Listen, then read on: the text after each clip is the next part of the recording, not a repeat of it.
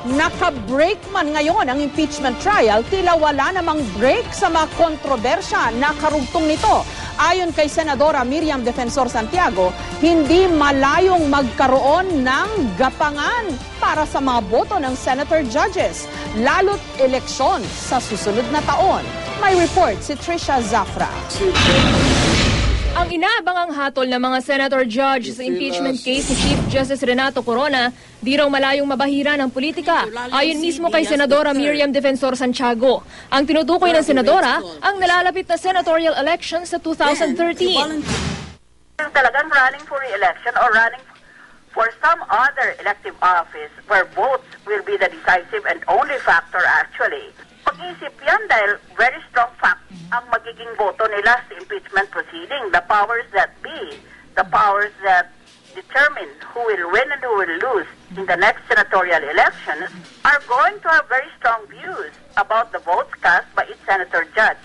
Anim sa mga senador maaaring tumakbong re-electionist, sina Senador Gringo Honasan, Senador Francis Cheese Escudero, Senador Alan Peter Cayetano, Senador Antonio Trillanes at Senador Coco Pimentel. Ipinagkibit-balikat ni Honasan ang pahayag ng kapwa Senator Judge.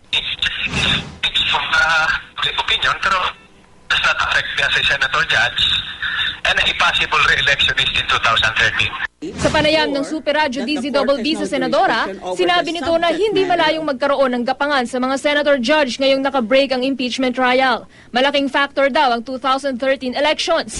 Dahil hindi naman kailan na pro-impeachment si Pangulong Aquino ng Liberal Party, ang partidong nasa kapangyarihan at may makinarya. Ang mga anti-impeachment naman, makakakuha naman daw ng suporta mula sa mga non-government organization. Isa pa raw sa factor sa desisyon ng mga Senator Judge ang mga survey na lumalabas. Noong isang linggo, sa survey ng Pulse Asia, lumabas na 47% ng 1,200 respondents nila naniniwalang guilty si Supreme Court Chief Justice Renato Corona. Ayon pa kay Santiago, maaaring magamit na instrumento ang survey para maka-impluwensya rin sa impeachment. Pero ayon sa ilang senador, ebidensya ang magiging basihan nila at hindi survey sa gagawin nilang desisyon. Trisha Zafra, GMA News. Pwede raw ma-cite for indirect contempt ang mga grupong nagsusurvey tungkol sa impeachment ni Chief Justice Corona. Yan po ang babala ni Senadora Miriam Defensor Santiago. Sa kabila nito, inilabas kanina ng Student Council Alliance of the Philippines ang resulta ng sarili nilang survey sa 5 universidad. Hindi raw sila natitinag sa babala ni Santiago. Bahagi raw ito ng karapatan nila sa malayang pamamahayag. Pero para sa senadora, may hangganan ng naturang karapatan.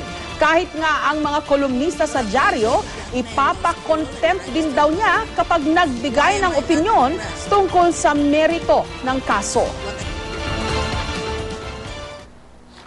Of course, I would in reflex self-defense hit back. And normally, that process of preserving the independence of the judiciary is made by means of a petition for indirect contempt. Para sa amin, ang pagsasagawa ng survey ayon din sa mga numerous rulings ng Supreme Court, ito ay protektado ito ng batas under the freedom of expression.